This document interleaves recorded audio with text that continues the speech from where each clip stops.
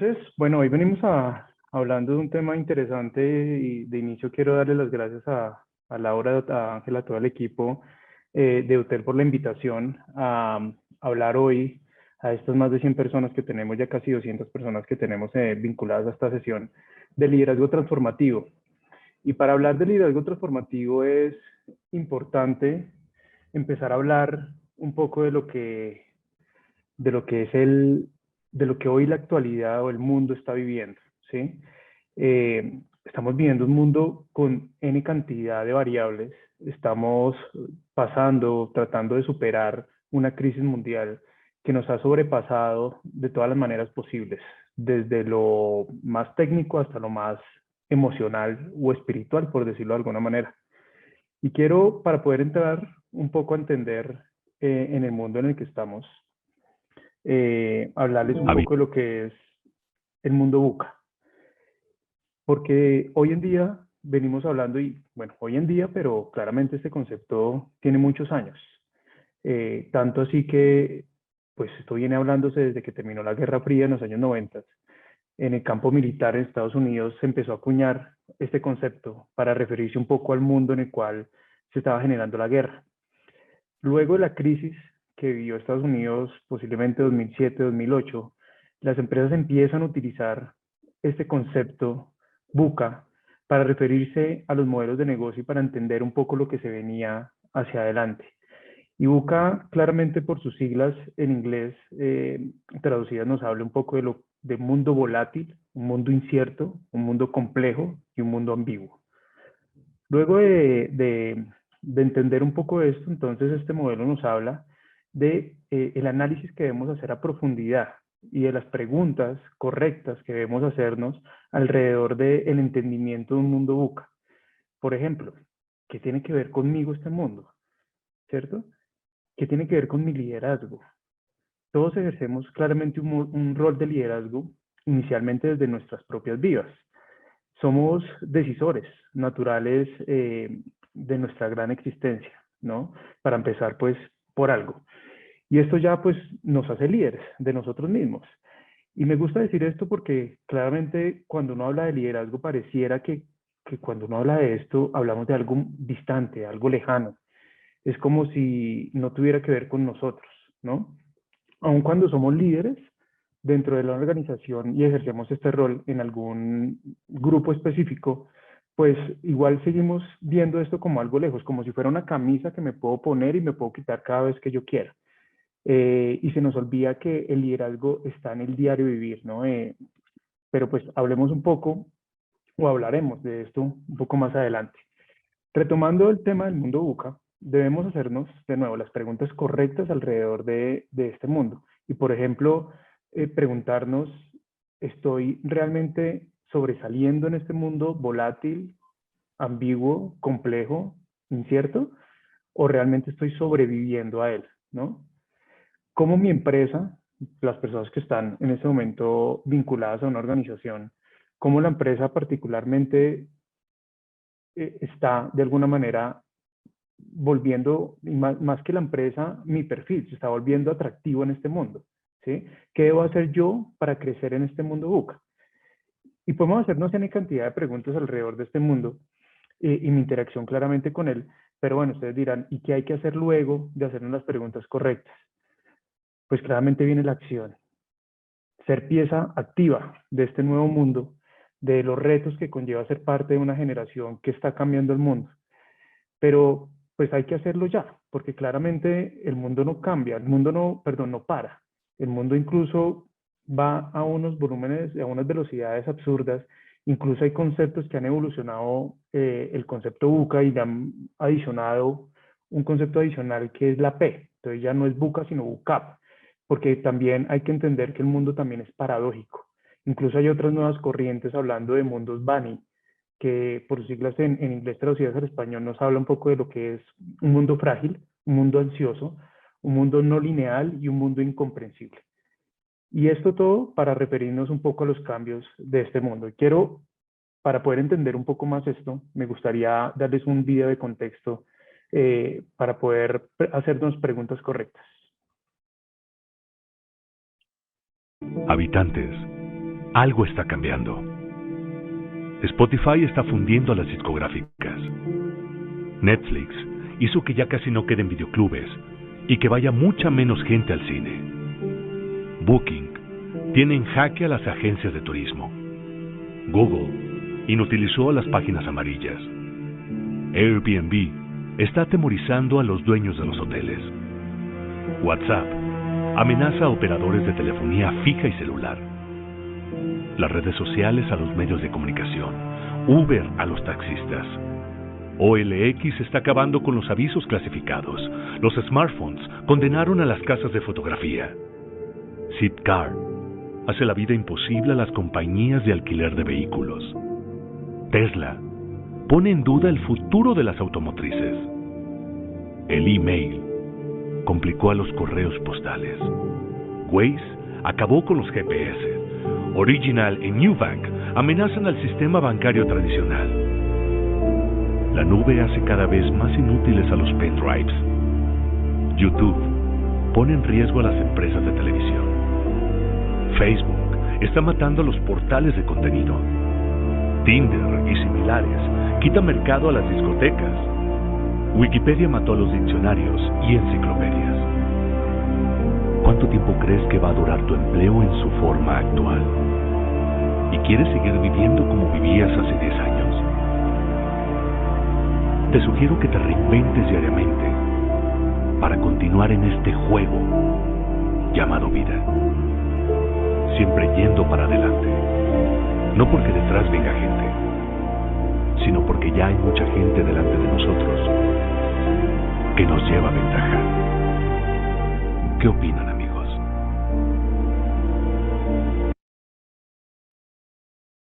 Bueno, ¿qué opinan? Me gustaría irlos escuchando allí por este chat, que pongan allí sus preguntas, que vayan poniendo sus opiniones. Claramente, como vemos, el mundo ha cambiado y viene cambiando hace muchísimos años, nunca ha sido estático. Pero hoy más que nunca estamos enfrentados a un sinnúmero de cambios que nos permiten o nos llevan a preguntarnos cosas diferentes. La pandemia por sí misma nos hizo preguntarnos cosas diferentes, nos hizo conectarnos con la emoción, volvernos un mundo más eh, sereno, pero mucho más conscientes de la importancia del ser. Y algo importante que decía allí Stephen Grabner decía, lo que solía ser volátil ha dejado de ser confiable. La gente ya no se siente solamente insegura, la gente está ansiosa. Las cosas ya no son solamente complejas, sino que obedecen a sistemas lógicos y no lineales. Lo que antes era ambiguo, hoy ya no parece solamente eso, sino es incomprensible.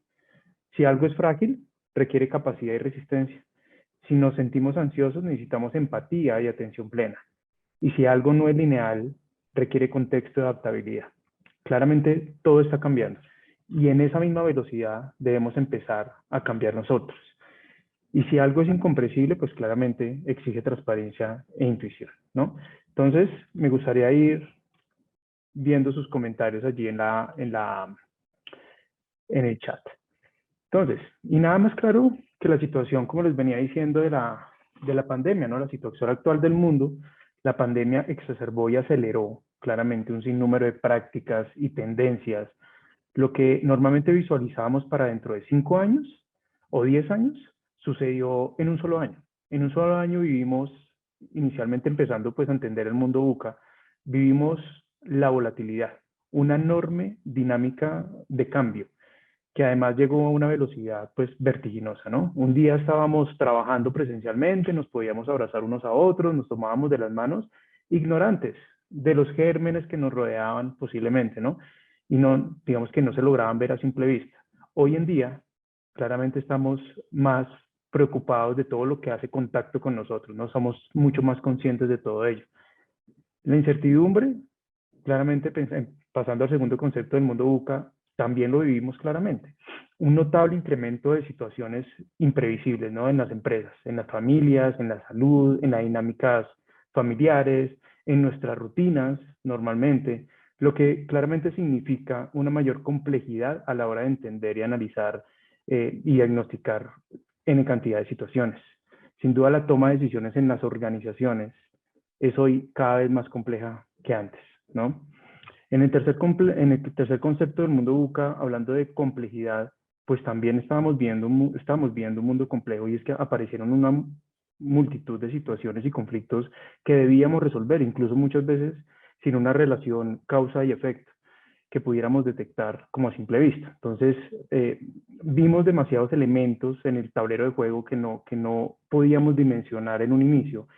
Eh, y veíamos cosas muy internas, pero también cosas muy externas, críticas que no lográbamos como dimensionar en su momento. Los que gerenciábamos, les cuento, digamos, venía pues de gerenciar áreas de recursos humanos, y en ese momento, pues nosotros no nos imaginábamos todo lo que iba a suceder, ¿cierto? Imaginábamos en ese momento, nos tocaba analizar diferentes escenarios, un sinnúmero de estrategias para poder mover como esa balanza entre el cuidado del talento, el cuidado de la gente y el cuidado de la organización, porque si no teníamos un justo balance, posiblemente no iba a haber una organización a la cual retornar después de la pandemia, ¿cierto? Entonces, ¿cómo mantener una alta productividad de equipos remotos? Esto es uno de los grandes retos, porque claramente nuestros líderes no están acostumbrados a manejar equipos remotos, aunque muchas organizaciones ya venían entendiendo la dinámica organizacional del tiempo flexible, del trabajo en casa y el home office y del teletrabajo. Pues una cosa es tener unos cuantos en esta dinámica y otra cosa es tener toda una organización bajo esta dinámica, ¿no? Por último, también vivimos la ambigüedad. Vivimos claramente, una falta de claridad del futuro, ¿cierto? A causa de todas las variables anteriormente pues ya expuestas. ¿Mm? Al inicio creo que todos, incluso yo, pensaba que esto iba a ser algo pasajero, ¿no? Que iba a pasar 3 meses y a los 3 meses íbamos a volver todos a la normalidad, pero cada vez el tema sigue volviendo mucho más complejo, ¿no? Todo esto dificulta normalmente estar en un mundo ambiguo, dificulta la detección de amenazas y oportunidades externas, y ralentiza claramente la mejora de las habilidades y fortalezas internas. Entonces, todo esto nos lleva a entender el cambio desde otra perspectiva, y les estoy mostrando aquí un modelo de cambio de Virginia Satir, porque aquí ya nos está obligando el mundo a ser agentes de cambio.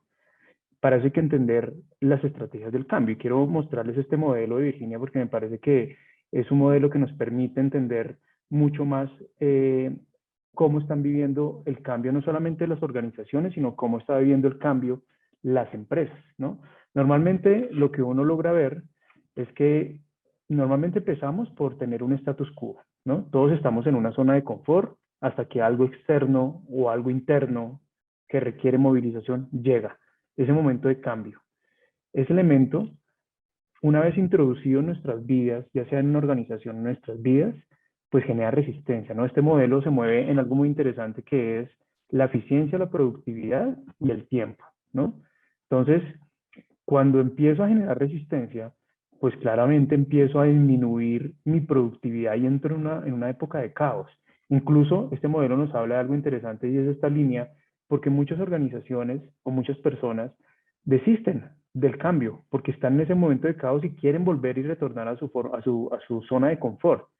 Entonces, cuando vemos entre las organizaciones que un cambio empieza a generar ruido, que la gente empieza a renunciar, que la gente baja completamente su productividad, posiblemente la organización tiende a retornar a su estado normal, a ese status quo, a esa zona de confort, y evita el proceso de cambio. Pero es porque nos falta entender que claramente este proceso de caos, este momento de inflexibilidad, es lo que necesitamos dentro de las organizaciones para poder generar procesos de cambio, lo que necesitamos en nuestras vidas para un proceso de cambio. La pregunta es, ¿qué tan profundo y qué tan largo es ese proceso de cambio y de caos en nuestra vida? Si este proceso de caos es demasiado profundo, posiblemente yo voy a tender a devolverme a mi estado de confort porque no voy a creer en el cambio. Pero una vez superamos ese proceso de caos, viene un periodo, una fase de integración donde ya puedo entender un status quo, porque las personas logran entender que con estas nuevas prácticas, con estos cambios que venimos implementando, pues tenemos mejores tiempos, hacemos las cosas digamos, con mejor o con mayor eficiencia y con mayor productividad, entonces tenemos un nuevo status quo. Pero esto es un tema cíclico. Este nuevo status quo posiblemente después termina siendo este status quo inicial. y vuelve el proceso de cambio, ¿no? Entonces, así se mueve un poco el proceso de cambio del modelo de Virginia Satir, que me parece algo interesante de poder entender para poder modelar el cambio dentro de nuestras vidas y dentro de las organizaciones. Un proceso de cambio tiene un proceso similar al proceso de duelo en el mundo individual o personal. También pasamos por un proceso de resistencia, un proceso de aceptación, ¿cierto? Y después volvemos y repuntamos a un proceso de cambio y de entendimiento de la situación hasta que, digamos, que vemos el duelo como algo superado. ¿Listo?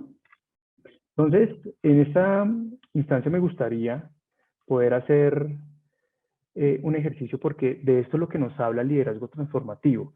Ya el liderazgo no puede ser el mismo liderazgo con el cual veníamos viviendo, ¿cierto? Claramente estos tiempos demandan de nosotros un liderazgo diferente, un liderazgo que nos permita, de nuevo, ser agentes de cambio, el cual nos cuestione y nos permita estar en evolución constante, ¿no? Transformarnos no solamente a nosotros mismos, sino transformar a otros. Por eso lo he denominado como un liderazgo transformativo, porque la palabra transformación es una palabra que nos denota cambio, que nos denota movilidad constante, que nos permite no solamente, de nuevo, transformarnos a nosotros, sino transformar a otros. Y en este momento me gustaría poder hacer un ejercicio, me gustaría que entraran a este link. Los que pueden entrar allá pueden con su cámara escanear este código QR o entrar a la página www.menti.com con este código de acceso que es 9892-9451. Quiero ver allí cómo, voy a poner aquí el chat para poder entender. Listo, cuéntenme por el chat si ya están ingresando a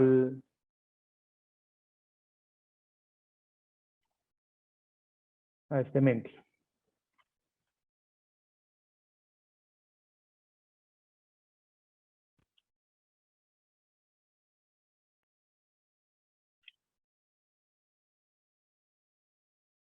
¿Listo?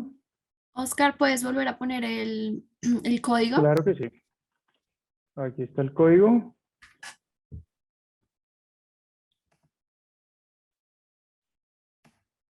Entonces pueden escanearlo con su cámara o pueden entrar por el link que es www.menti. ¿Listo? Allí van a tener la posibilidad de escribir 3 respuestas a una pregunta. ¿Vale? ¿Listo? Ahí están viendo.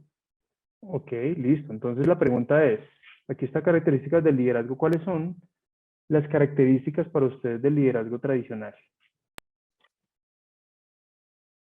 Ahí están viendo el link.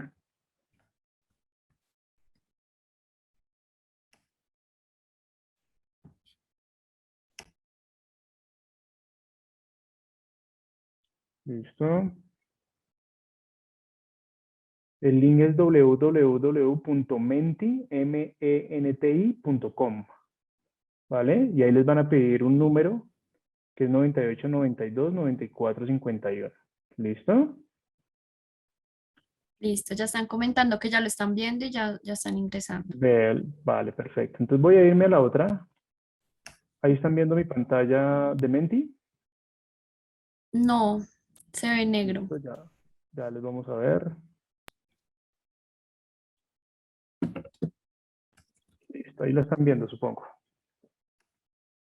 Sí, ahora sí. Listo, vale, perfecto. Entonces aquí estoy viendo, esta es una nube de palabras, entonces, ¿cuáles son esas características del liderazgo tradicional? Escríbanme allí cuáles creen ustedes que el liderazgo tradicional, no el liderazgo actual bajo su concepto, sino cuáles son para ustedes, cuál es para ustedes el liderazgo tradicional. Estoy viendo allí responsabilidad, resultados, empatía, autocracia.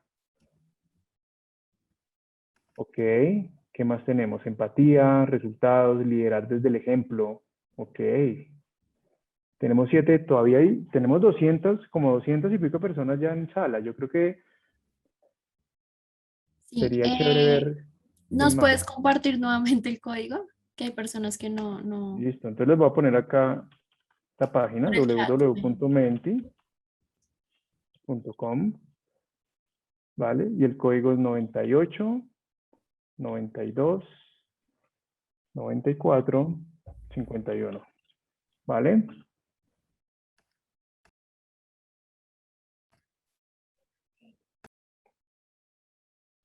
Listo, ya se está moviendo, tenemos 13 personas, 14 personas participando, 15, bien, intentemos llegar mínimo a unas 30, porque somos muchas personas. Listo, responsabilidad, empatía, resultados son las palabras que más se repiten, según lo que estamos viendo acá. Miren cómo se va moviendo nuestra nube de palabras.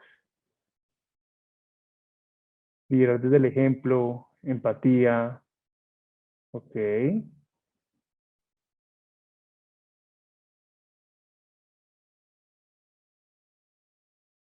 Empatía, responsabilidad, resultados, ok.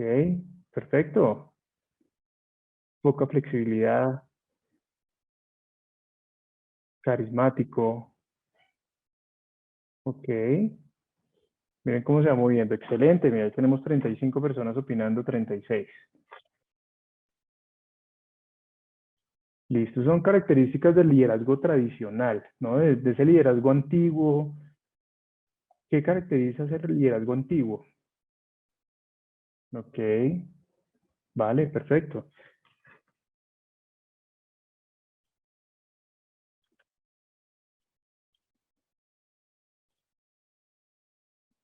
Listo, entonces volviendo a nuestro... A ver, vamos a ver si compartimos acá. Perfecto. Listo, ahí estamos viendo de nuevo mi pantalla, ¿sí? De la presentación. Sí, ahí Perfecto. la vemos. Entonces, vemos que muchos de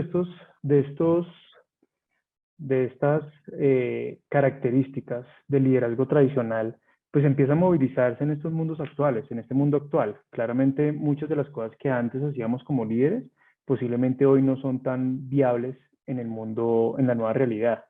Después de la pandemia incluso, muchas habilidades que tenía un líder que nosotros posiblemente veíamos como un líder idóneo, pues ya en el hoy cambian mucho, ya en el hoy es diferente, ¿vale? Entonces, ya no son válidas en la actualidad y para entenderlo mejor, pues me gustaría que viéramos un estudio de Hay sobre el liderazgo en la nueva realidad. Y este liderazgo nos habla de varias cosas importantes y estos son, digamos que en este listado que ustedes ven acá, estos son los grandes retos del líder actual según una encuesta, un ejercicio que hizo Hay del liderazgo en la nueva realidad. Entonces veíamos que lo más importante para un líder actual es mantener la continuidad y la sostenibilidad del negocio. Claramente, para cualquier tipo de líder en las organizaciones, esto es lo más importante en su momento. Pero después empezamos a ver cosas más del talento y más desde lo humano, y es gestionar personas en entornos virtuales. De nuevo es el reto al cual pues mayoritariamente nos enfrentamos todos los líderes, dotar de nuevos conocimientos, habilidades digitales a los equipos. Pues veamos que hay muchas personas que en la virtualidad se les dificultaban muchos elementos virtuales, digitales, para poder gestionar equipos. Entonces, todos estos conceptos nuevos de herramientas, de tableros digitales para gestionar equipos remotos, pues termina siendo una muy buena práctica y hay que capacitar a la gente en ese tipo de cosas. Digitalizar procesos del negocio, incrementar el compromiso de los equipos en entornos virtuales, fomentar el aprendizaje continuo, crear redes de gestión del conocimiento e implantar nuevos modelos organizativos menos jerárquicos. Si nosotros vemos, dentro de todos los retos que puede tener un líder en la actualidad, la mayoría tienen que ver con el talento, la mayoría tienen que ver con las personas. Entonces los retos están cada vez más asociados a cómo movilizar personas. Si nosotros vemos un poco de cómo han hecho los líderes en el mundo para sobresalir y para poder de alguna manera salir adelante con todos estos retos, vemos algo interesante porque ellos nos mueven en 4 aspectos. Primero, desde el aspecto del cuidar. Los líderes encuestados en esta ejercicio de Hay, pues reconocen la importancia de estar, digamos que de esta área frente al resto, o sea, de poder entender que el cuidado es importante dentro del talento y más después de un momento de crisis como lo teníamos durante la pandemia, ¿no?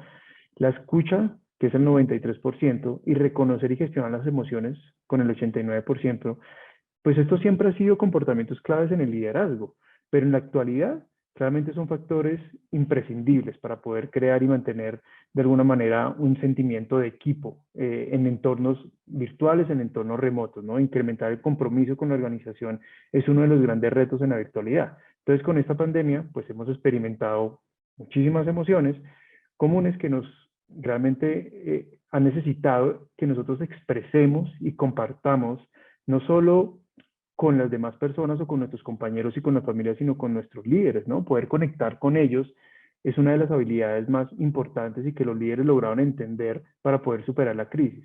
Muchos líderes entendieron que tener conversaciones diferentes a conversaciones de resultados dentro de una reunión de equipo, pues era más que necesario para poder gestionar emociones, ¿no? Dentro del equipo.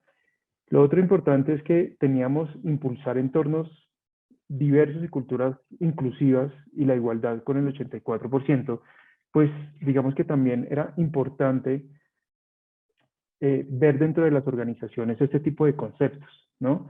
Ya las organizaciones valoran mucho más los entornos diversos dentro de sus culturas organizacionales. La diversidad dentro de la cultura organizacional tiene un sinfín de beneficios en pro de los resultados, en pro de la innovación, de la co-creación, de la ideación dentro de los equipos virtuales y los equipos hoy organizacionales. Pero también hay un concepto bien interesante y es el concepto del cuidar. Para los líderes dentro de las organizaciones, comunicar con claridad era uno de los grandes retos y de las cosas más importantes que hicieron para superar la crisis. Normalmente como líderes tenemos grandes dificultades y grandes retos para poder comunicar y comunicar con claridad, pues aún más. Si hoy el líder tiene ciertos conflictos en la comunicación asertiva, en poder comunicarse en un one-to-one con un colaborador, pues en entornos virtuales esto terminaría siendo un reto aún mayor. Lo segundo más importante en esta dimensión del cuidar era colaborar con otros. Poder generar equipos colaborativos, equipos que puedan trabajar en pro de una meta común, en pro de un objetivo específico, termina siendo un gran reto en la virtualidad. El otro aspecto desde el cuidar es crear y potenciar redes de contacto. Este concepto pues nos habla un poco de lo que es el networking un poco dentro de las organizaciones y es cómo dentro de la virtualidad, no estando físicamente en el mismo lugar, logramos potencializar redes de contacto en las organizaciones y cómo logramos no solamente trabajar en equipo, sino trabajar en red, que es otro concepto, otra competencia del hoy muy importante de entender. También importante el navegar, porque la resiliencia, aunque es una palabra de alguna manera popularizada en el mundo, pues termina siendo una de las cosas más importantes para poder lograr llevar los equipos a un nivel diferente. Los equipos necesitan conversaciones diferentes dentro de sus reuniones, necesitan poder entender que las emociones están puestas en el desarrollo del talento. Normalmente los líderes evitamos ese tipo de conversaciones de lo humano, pero hoy el líder necesita ser más cercano, necesita ser más emocional, necesita tener competencias más emocionales. Entonces, la resiliencia, poder tener conversaciones donde las personas puedan superar sus crisis, pues es claramente importante. Y muchas organizaciones en la pandemia lo que hicieron fue tratar de brindarles algunos servicios que pudieran permitirle a las personas superar crisis dentro de sus ambientes personales, con sus familias, económicas, bueno, sin número de cosas que sucedieron allí. Inspirar y dar sentido de propósito. ¿Qué tan importante es esto? Durante la pandemia, de nuevo, nos preguntamos cosas que antes no nos habíamos preguntado, cosas de ¿para qué estoy en este mundo? ¿Será que esa rutina que yo tengo todos los días de levantarme, bañarme, trabajar, alimentarme y volverme a dormir y al otro día volver a hacer la misma rutina es lo que yo quiero para mi vida? ¿Eso es lo que le da sentido de propósito a mi vida? Entonces los líderes que lograban movilizar, inspirar y dar sentido de propósito a su gente, pues fueron personas o fueron líderes que tienen equipos hoy mucho más empoderados, equipos mucho más conectados con el propósito superior de la organización, que tienen clarísimo cómo su rol aporta a una organización y cómo esto es un hilo conductor para los resultados organizacionales. El pensar. Claramente necesitamos nuevos modelos y tecnologías, poder entender que ya las personas se movilizan de otra manera diferente, entender que necesitamos saber de herramientas ágiles para poder gestionar al talento. ¿sí? Entender que hay unas herramientas y hay unas plataformas para gestionar proyectos, para gestionar actividades, que no es necesario salir a reunirnos todos los días un sinnúmero de horas y que podemos gestionar el desempeño del talento por medio de otras alternativas diferentes como un tablero de control, como un Trello, por ejemplo, que es una herramienta virtual.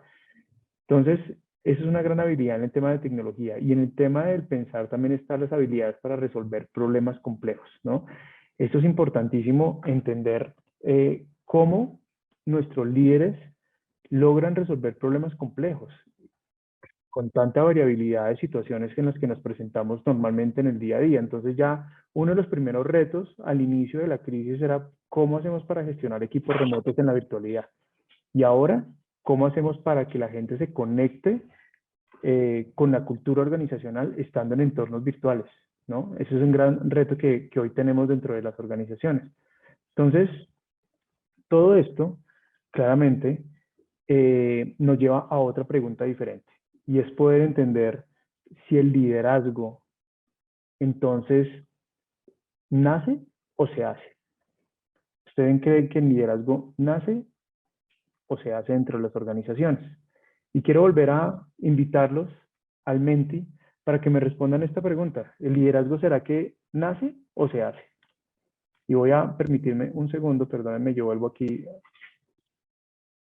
a la página. Todos tienen el código de nuevo, es el mismo código en el que estábamos ahorita.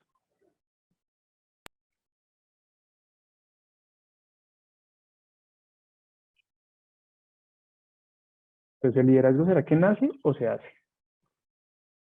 ¿Ustedes qué piensan? Ok, tenemos ya comentarios, las dos, se hace, nace.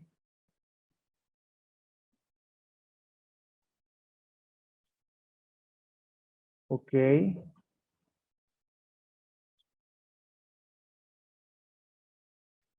nace, se hace, las dos. Bueno, tenemos allí 25 personas ya opinando sobre si se nace o se hace. Bueno, está ganando el se hace. Ok, interesante.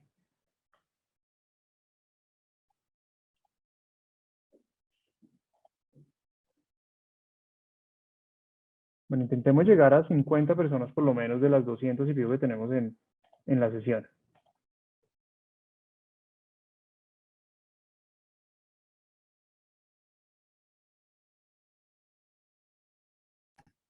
Rocío nos dice en el chat, nace con las ganas de hacerse. Nace con las ganas de hacerse, interesante, súper bien.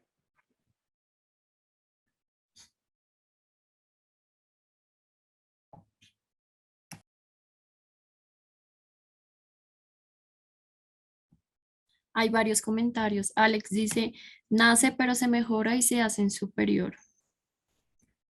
Ok. Muy bien, 45. Ya casi llegando a nuestra meta.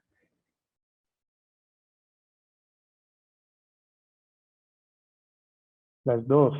Ok. Bueno, ¿qué más tenemos aquí como de los comentarios? Se construye, se hace. Se hace a la vez de la formación y la visión de cada persona. Muy bien. Se hace con entusiasmo. Ok, bueno, aquí parece que está ganando el se hace. Entonces, claramente nosotros nacemos con unos rasgos de personalidad determinados, unos rasgos de personalidad que nos delimitan un poco cuáles son aquellas habilidades en las cuales somos muy buenos y en las cuales no somos tan buenos. Yo siempre digo que el ser humano es muy bueno en muy pocas cosas y muy malo en muchísimas cosas. Pero dentro de esas cosas que somos muy buenos, pues tenemos unos rasgos de personalidad, y me gustaría entrar a la segunda parte del liderazgo transformativo. Hablábamos que la primera parte tiene que ver mucho con esta parte del entendimiento, con esa parte de la conexión individual, personal y de propósito que tengo para hacer un liderazgo, un líder transformativo. Y la segunda parte es el entendimiento de mi perfil, de poder decir en dónde estoy, cuáles son mis fortalezas y cuáles son mis debilidades para poder liderar en este mundo VUCA en el que estamos.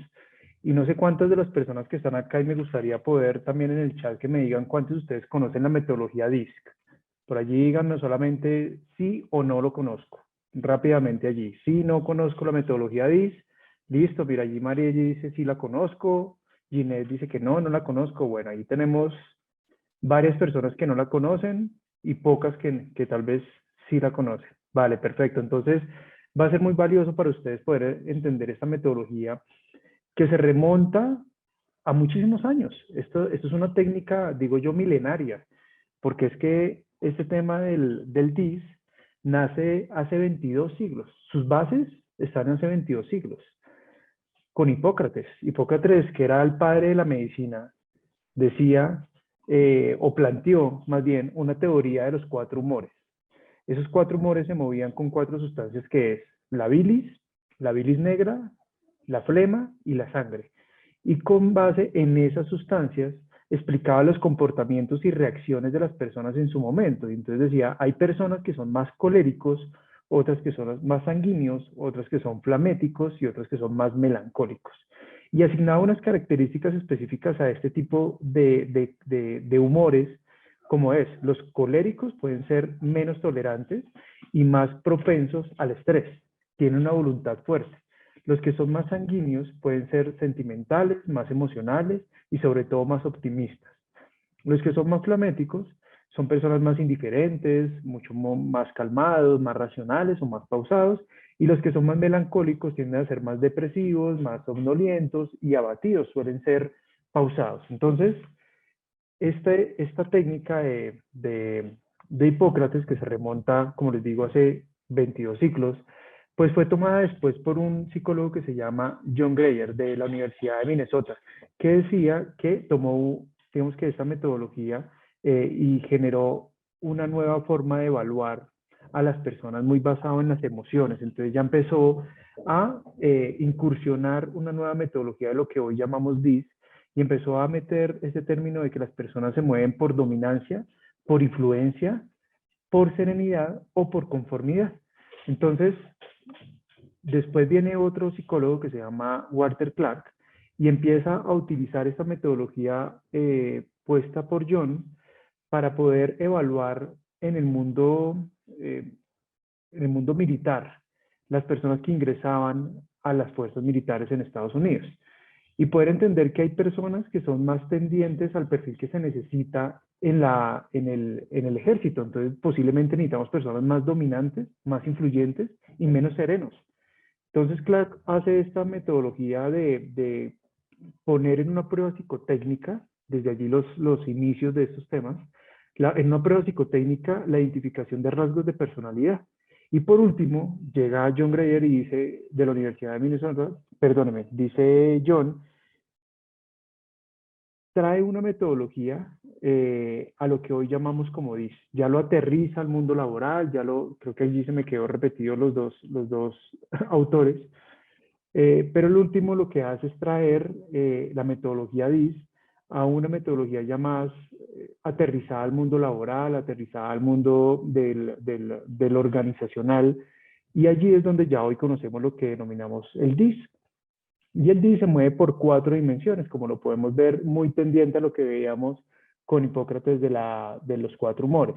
Entonces decíamos, hay personas que son más dominantes, ¿sí? Que son decididas, que son competitivas, que son aquellas personas que son líderes como naturales, ¿sí? Pero eso no significa que si yo soy más de otro estilo de personalidad no pueda liderar. Eso es algo importante desde esta metodología, y es que podemos dominar desde cualquier lugar o desde cualquier dimensión de personalidad. Entonces, tenemos los dominantes, de nuevo, son personas decididas, son más competitivas, son exigentes, posiblemente son en el color puro, son tal vez agresivos, son un poco más bruscos, tienen obviamente unas sombras y unas luces.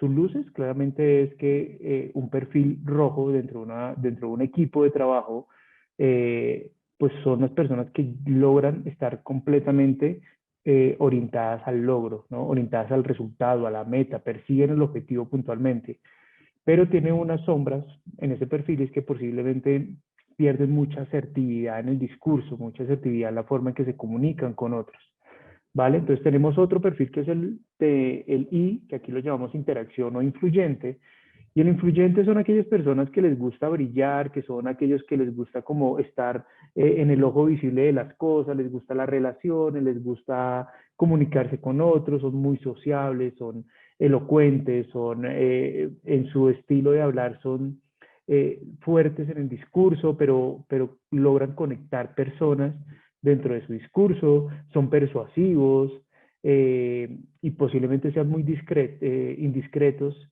Eso es un poco de las sombras que tiene este perfil. Y adicionalmente a eso, la persona que es muy influyente, muy tendiente a la acción, son muy soñadores, son aquellas personas que en la creación de un objetivo se van muy lejos en el objetivo, en imaginarse el objetivo y se les dificulta mucho aterrizar muchos conceptos. Aquí tenemos otro perfil que es el S, que es el de serenidad. Son personas muy estables, pero claramente son precisos, son lógicos, son disciplinados, son reservados, intentan ser muy perfeccionistas y muy cerebrales, pero también son muy pausados, son personas que evitan el conflicto como a toda costa. Son aquellas personas que les gusta el análisis numérico, ¿no? Eso también es importante. Y por el otro lado están los de cumplimiento, que son personas también muy calmados, muy cuidadosos, son modestos, cero rencorosos, son posiblemente muy inexpresivos y posiblemente también muy llevados de su parecer, por decirlo de alguna manera.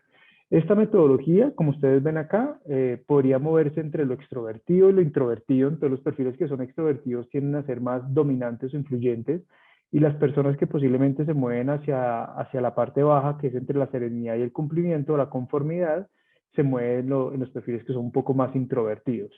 Los que son más de tipo racional son aquellos perfiles más dominantes o serenos, y los que son tendientes a lo emocional o a lo sentimental son los influyentes y los que son más de cumplimiento. Estos perfiles o esta metodología de evaluación de rasgos de personalidad pues también tienen dos caras de la moneda importantes, y es que cuando uno realiza una prueba de esas, se las pueden encontrar en internet. Si quieren pueden buscar allí DISC como una prueba gratuita para que puedan hacer una evaluación allí de sus factores de personalidad. Eh, Esta prueba tiene dos caras, como les decía, una cara que es muy del lado del perfil natural. El ser humano se mueve normalmente en dos sentidos o dos variables. En un perfil donde yo me puedo mover desde la zona de confort, donde yo no necesito mostrarme de manera diferente, posiblemente con mi familia, donde estoy como en esa zona de tranquilidad y de confianza, donde puedo mostrarme como soy naturalmente. Ese es un perfil natural. Los perfiles naturales normalmente no se movilizan. El que es dominante naturalmente. Pero también el DIS puede mostrar un perfil adaptado. ¿Qué significa eso? El perfil adaptado es aquel perfil que yo utilizo como ser humano para ocupar un rol, para desempeñar un rol dentro de un trabajo, cuando necesito adaptarme a situaciones específicas. Entonces, ese dicho de que es una persona en la casa y una persona en el trabajo, pues en el DIS es una metodología que nos dice que esto puede ser muy real, porque claramente nos muestra un perfil que se adapta a una situación específica en lo laboral, pero tiene un perfil base de personalidad que no se mueve, ¿vale? Entonces, es una prueba para entender, y desde el liderazgo es importante poder entender en qué rasgo de personalidad estoy, cómo soy yo de manera natural y cómo yo muevo el liderazgo. Si yo muevo liderazgo desde la influencia, desde las relaciones, que es más o menos este perfil que tenemos aquí, que es una persona que posiblemente moviliza personas y procesos logrando relaciones sociales. O por lo contrario, soy aquella persona que lidera desde la dominancia, desde el poder ejercer control sobre otros. Soy muy fuerte en mi comportamiento, posiblemente pues algo asertivo o no asertivo en la forma en que me comunico, pero soy completamente orientado al resultado y soy una persona que lidero teniendo claro que para mí lo más importante es el objetivo. No me importa el cómo, me importa es a dónde voy a llegar. Pero si yo soy más del estilo de serenidad y el cumplimiento, me interesaría mucho el proceso, me interesa mucho cuál es el paso uno, cuál es el paso dos, y desde ese lugar lidero.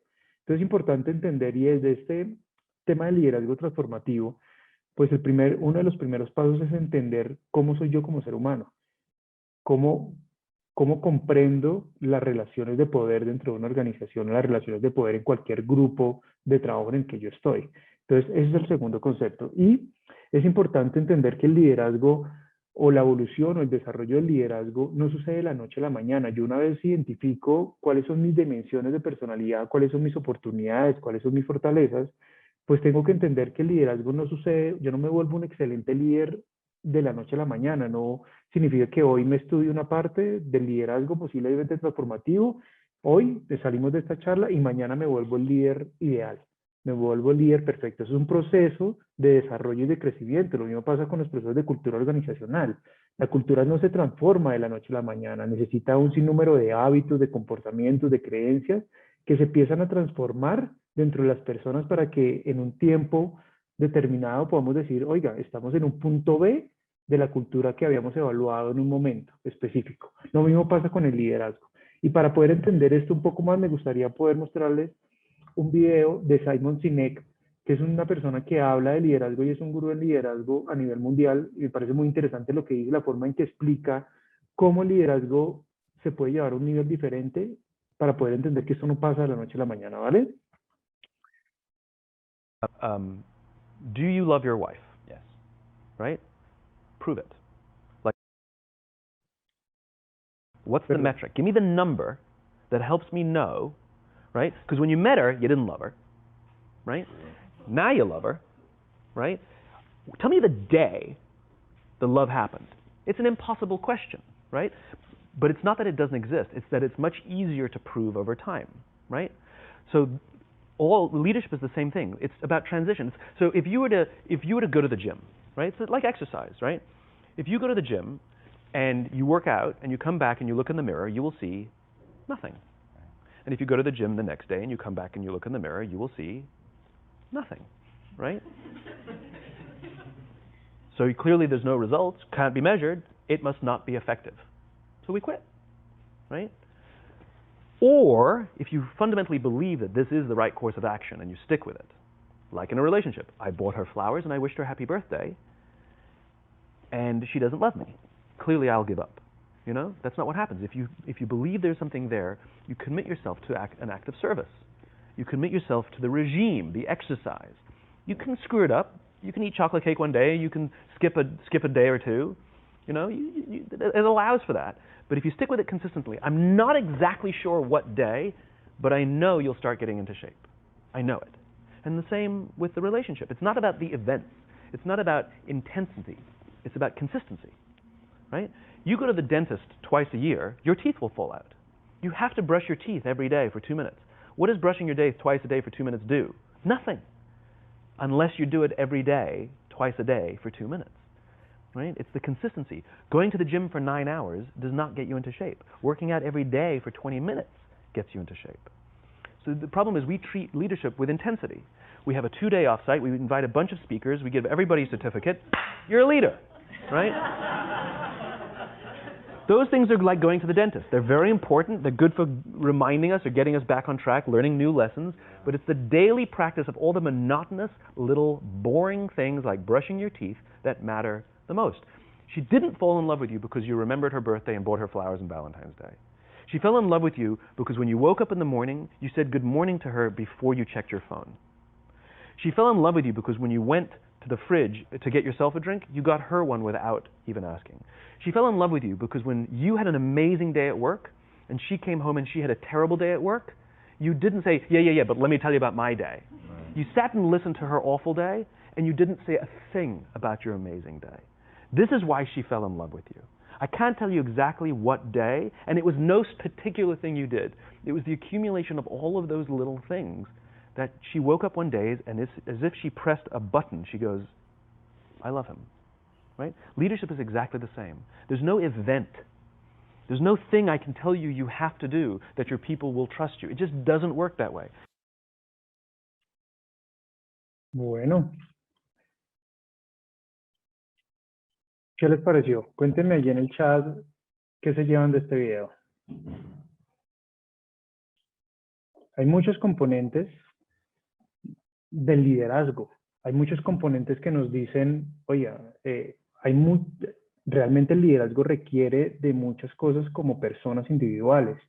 Claramente, el liderazgo requiere un primer componente vital y es la coherencia. La coherencia es la primera palabra que yo como líder transformativo necesito movilizar al interior de mi ser y al interior de una organización, al interior del equipo, ¿sí? Yo no puedo promulgar y no hacer. Hay un numeral que a mí me gusta implementar en las organizaciones cuando hablo de liderazgo y es cumple tú primero. Si no cumples tú primero como líder, no esperes que los demás logren lo que tú quieras movilizar. Y claramente así se mueve el liderazgo. El liderazgo requiere de trabajo constante, de que tú seas coherente, que todos los días aportes a este proceso de liderazgo y de camino de liderazgo. Y algo importante que me gusta traer acá en esta última parte de nuestra conferencia de hoy es hablar de algo que para mí está muy popularizado, pero que claramente es demasiado importante gestionar dentro de las organizaciones y como líderes que somos, y es el tema del equipo. Liderazgo es igual a equipo. Si nosotros como líderes no sabemos gestionar equipos, pues estamos realmente lejos de ser un líder transformativo, de ser un líder en los tiempos de hoy. Y cuando hablo de equipo es que el equipo puede ser tu equipo de trabajo, como puede ser tu familia, como puede ser cualquier tipo de equipo que tú te imagines. Pero el equipo necesita ser gestionado.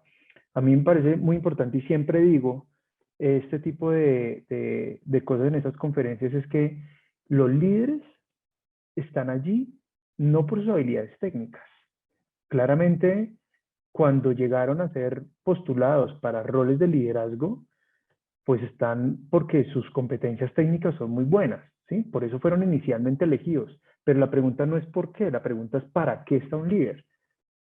Y siempre me gusta decir esto porque es que el líder es, claramente está allí para movilizar personas y procesos. Ya su habilidad técnica está puesto en un segundo plano. Aquí no es tan importante si tú eres bueno en un conocimiento profundo. Aquí es importante que tú seas muy bueno en conocimientos más amplios, pero seas muy bueno en movilizar personas y procesos. Para allí estás tú como líder. No el por qué, es el para qué. Y eso es una de las cosas que tienes que preguntarte siempre cuando lideras personas y equipos o procesos. ¿Para qué estoy yo aquí? Y cuando hablamos de equipo, es importante entender esta metodología que me gusta mucho y es que hablar de equipo, para hablar de equipo, es importante hablar de las 5 disfunciones del equipo. Las 5 disfunciones del equipo por Patrick Lencioni trae varios componentes que a veces perdemos de vista cuando gestionamos equipos. Y la primera de ellas, que es la columna vertebral de todos nuestros procesos de liderazgo, es la pérdida o la ausencia de confianza. La confianza es la columna vertebral de un equipo. Si no hay confianza, un equipo no va a llegar a un punto de destino. Y segundo, van a haber muchos conflictos internos dentro del equipo. Y me gusta esta frase que incluso Simon Sinek, que era la persona del video anterior, dice que un equipo no es un grupo de personas que trabajan juntas. Un equipo es un grupo de personas que confían entre sí. Y la confianza entonces, bajo la metodología de Simon Sinek, nos dice, perdónenme, que es la seguridad que tienen los miembros de un equipo. Es esa confianza en que las intenciones de sus compañeros son buenas, que yo no tenga por qué cuidarme o protegerme o ser cauteloso cuando estoy inmerso dentro de un equipo.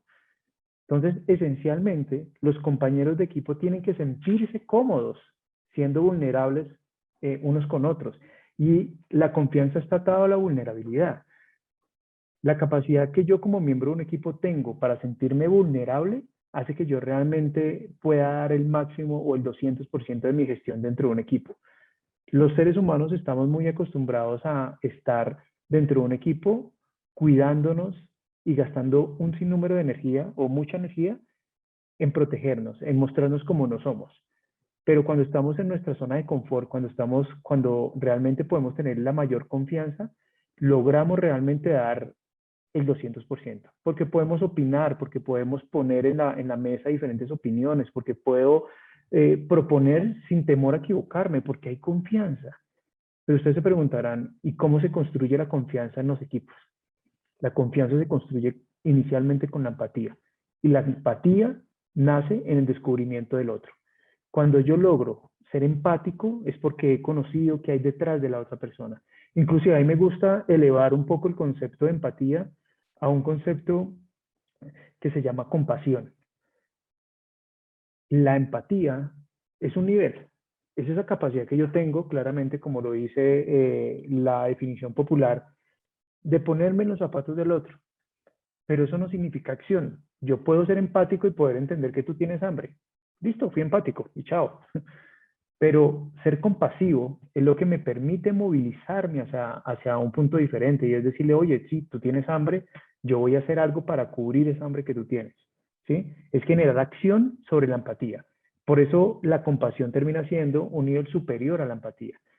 Entonces, para poder generar o elevar la confianza de un equipo, tenemos que lograr generar más actividades donde nos conozcamos de manera más profunda, donde podamos entender qué hay detrás de la persona, entender que no solamente es un trabajador, no solamente es una persona que presenta unos resultados, sino que tiene temores, que tiene sueños, que tiene logros, que ha venido una historia de vida. Poder entender su historia de vida hace parte de que yo genere confianza, pero también la confianza se genera con coherencia. Yo no puedo pretender mantener una confianza cuando yo no cumplo lo que yo prometo. Por eso es importante lo que yo les decía inicialmente, y es que como líderes, yo puedo perder la confianza del equipo si yo no cumplo lo que prometo, si yo no soy el que cumple primero, si yo no soy o soy el que más bien promulga o dice que la gente tiene que llegar temprano y soy el último que llega a la organización. Eso no es coherencia y posiblemente por eso es que las personas no tienen confianza de su líder, porque se perdió hace mucho. Entonces es importante, el primer elemento para construir un equipo de alto rendimiento es trabajar en la disfunción, que es la ausencia de confianza. ¿Listo? La segunda disfunción, bajo la metodología de Patrick Lencioni, se llama el temor al conflicto. Y claramente la primera disfunción se ata con la segunda. Un equipo que no tiene confianza o que no trabaja en generar confianza no genera conflictos. Y los conflictos son más que necesarios dentro de un equipo y eso es lo primero que tenemos que comprender para poder trabajar en esta disfunción. Y es que los conflictos son necesarios dentro de un equipo. Las grandes compañías, los grandes equipos, los grandes líderes promulgan conflictos productivos y evitan los conflictos ideológicos. Y esto es muy importante porque un conflicto ideológico es ese que se limita solamente a conceptos e ideas y evitamos centrarnos en cuestiones personales. Entonces, son personas que se enredan mucho en los personales y en esos ataques muy mezquinos. Entonces, uno puede tener conflictos ideológicos o conflictos productivos. Cualquiera que ellos sea, que usted escoja hacer como líder o promulgar o también incentivar dentro de un equipo, tenga claro que el conflicto es algo positivo, pero el conflicto solamente se logra cuando usted ha logrado confianza, porque una persona no va a entrar en un conflicto productivo o ideológico si siente que por eso va a ser atacado, si siente que va a ser una burla para los demás, que usted ponga algo en la mesa, si usted no le pone atención a la persona que está generando una queja, un conflicto. Entonces, es importante entender que primero, de nuevo, el conflicto es más que necesario dentro de un equipo. ¿Listo? Y el conflicto productivo, que es el otro que teníamos allí, es que el único propósito de este conflicto es producir la mejor solución posible en el espacio más breve de tiempo. ¿Vale?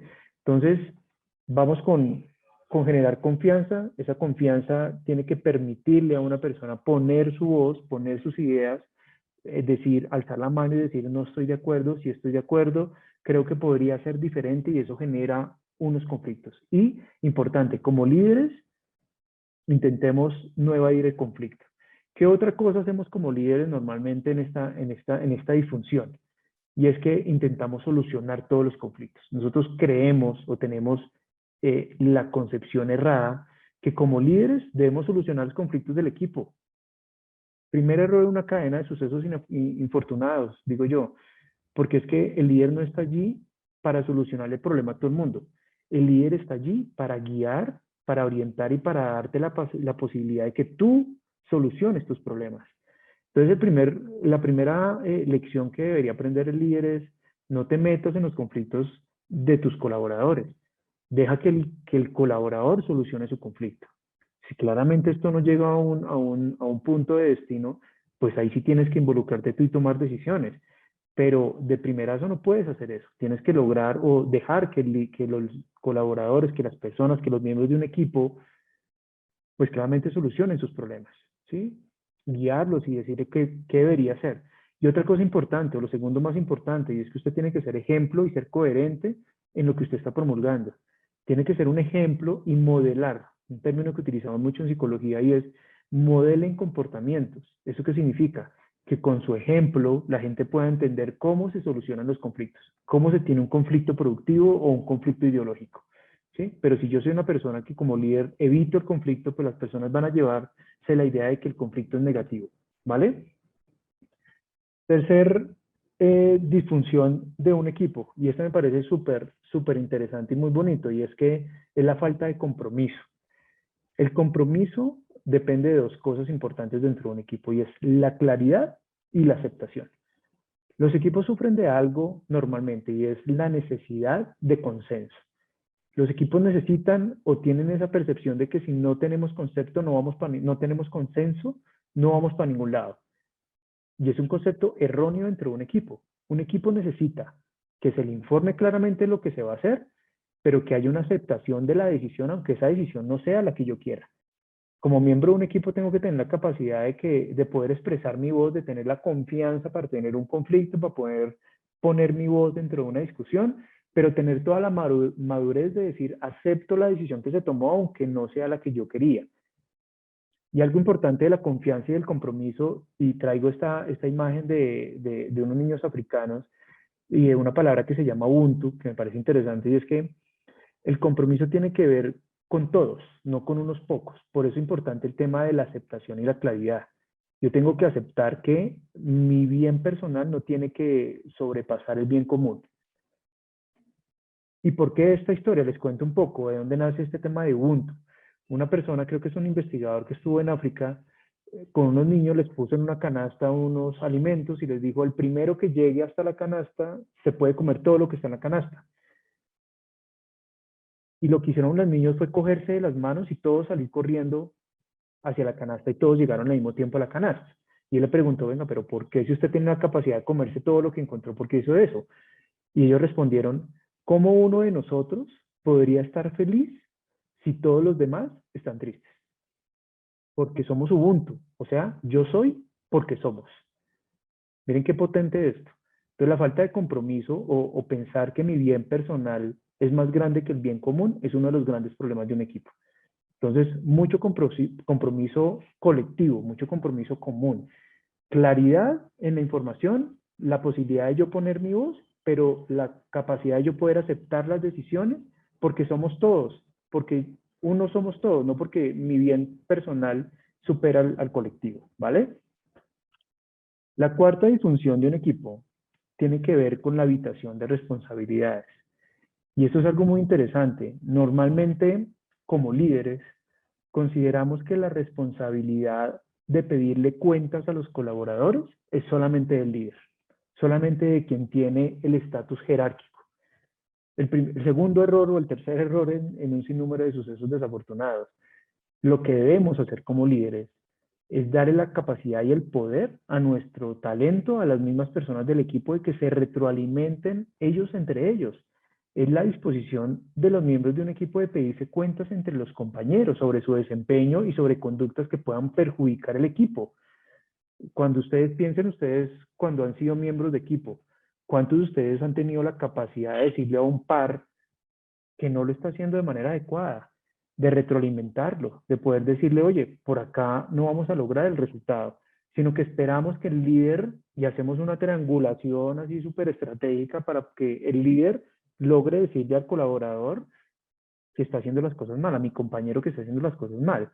Entonces, un punto importante en la habitación de responsabilidades es lograr como líder empoderar al equipo, para que el equipo logre retroalimentarse, para que el equipo pueda darse cuenta de los desempeños que tienen ellos entre sí, cuando se dan cuenta de que todos son parte de un equipo, que son un engrane, y cuando ellos logran entender dentro de un equipo que todos somos parte de, que cada uno tiene habilidades, y como vimos ahorita un poco del DISC, las habilidades son complementarias. En un equipo se necesita un dominante, pero también se necesita un influyente, se necesita uno que analice, se necesita uno que sea más sereno y que de pronto le baje un nivel más a las discusiones que no tienen sentido. Entonces, todos los perfiles son completamente valiosos dentro de un equipo, pero solamente cuando ellos son conscientes de ello es que logran rendirse cuentas entre ellos. Pero para rendirse cuentas, ¿qué necesito? Las primeras 3 disfunciones anteriores solucionadas. Tengo que tener claramente confianza en las personas del equipo, que yo tenga la capacidad de poder decirle la confianza, de decirle a un par, oye, no lo estás haciendo bien, y que eso no se vuelva un tema personal, ¿vale? Que tengamos la misma responsabilidad, que seamos responsables de lo mismo, que seamos Ubuntu, porque todos somos uno, ¿sí? Todas las disfunciones solucionadas con anterioridad puestas en esta penúltima disfunción de un equipo. Y la última disfunción del equipo tiene que ver con centrarnos en la falta de atención a los resultados. Yo creo que esto es importantísimo y todo el mundo lo sabe. Todo el mundo sabe que un equipo debe centrarse continuamente en los objetivos específicos, en los resultados claramente definidos, y que esto es un requisito que todo equipo que se juzgue a sí mismo, pues debe tener rendimientos, ¿no? Debe tener metas, debe tener indicadores de gestión. Pero más allá de esto, la falta de atención a resultados, esta disfunción de la teoría de Patrick Lencioni, nos habla de que hay algo más que el número. Estamos acostumbrados a perseguir el número, sin disfrutarnos el camino. Lo importante de esta disfunción es que logremos como líderes hacerle entender a nuestro equipo que el cómo es importante, más allá de la meta. Claramente, la meta es un objetivo, es lo que tenemos que lograr, pero el cómo tiene que ver mucho con la integridad del equipo. Yo puedo llegar al resultado sobrepasando o llevándome por delante a muchas personas. ¿Eso es lo que yo quiero como líder de un equipo? ¿O quiero ser un equipo que es coherente, que es empático, que trabaja en equipo, que entiende el cómo, que aparte de eso respeta la individualidad del otro? Que no solamente vamos a tener el resultado de este objetivo, sino que quiero seguir trabajando con ese equipo para cosas más adelante. Pero si solamente tengo un equipo que se preocupa por los resultados y por un resultado puntual, posiblemente va a ser un dolor de cabeza seguir trabajando con ese mismo equipo, porque el equipo ya está fracturado, no tiene confianza, no se responsabiliza en conjunto por los mismos resultados, tienen temor al conflicto. Entonces, si es un equipo de este tipo, pues posiblemente yo ya no voy a querer trabajar con este equipo. Entonces, estas 5 disfunciones, trabajadas desde la teoría de Patrick Lencioni como líderes, claramente nos lleva a un punto diferente. Los dejo con la reflexión de que el liderazgo transformativo es aquel que entiende que está en un mundo diferente, que claramente tiene que evolucionar, que es un liderazgo que tiene que entender en el mundo en el que está, que tiene que adaptarse con rapidez, que tiene que entender que tiene que ser empático, que ya no puede ser un liderazgo lejano, ni impositivo, ni dominante para poder llevar al equipo a un lugar diferente. Que hoy el talento humano de las personas de un equipo, las familias, todo lo que denominemos equipo, necesita empatía. Y más que empatía, la palabra que hemos dicho allí, ¿cierto? Esa parte de ser más compasivos, de no solamente ponerme en los zapatos del otro, sino generar acciones para poder elevar la empatía a un nivel de diferente. Entonces, esa es la reflexión que quería dejarlos el día de hoy, que trabajemos en las 5 disfunciones del equipo para poder llevar a los equipos a otro nivel, que nos analicemos a nivel interno, de poder entender cuáles son nuestras oportunidades, cuáles son nuestras fortalezas, entender que si soy un poco más dominante, pues qué cosas debería mejorar, si soy más influyente, qué otras cosas podría mejorar, con qué otros perfiles me puedo integrar mejor. Y pues nada, finalmente la invitación es a que nos transformemos, a que logremos evolucionar en este liderazgo transformativo. Y me gustaría, por último, ver en el chat qué se llevan de manera muy rápida. En una palabra, ¿qué se llevan el día de hoy? A ver, los invito allí a que escriban en una palabra qué se llevan de esta conferencia. Coherencia, transformación, excelente, Juan, gracias, Gustavo, perfecta. Resiliencia, perfecto. Confianza, empatía, confiabilidad, crecimiento, comprensión, excelente, hacer equipo, emotividad, liderazgo, seguridad, importante esto de la seguridad, responsabilidad, conocimiento. Bueno, perfecto, entonces, pues nada, esta es la información que quería darles, espero se lleven muchas cosas, mucho conocimiento. espero verlos en una próxima oportunidad. Me gusta.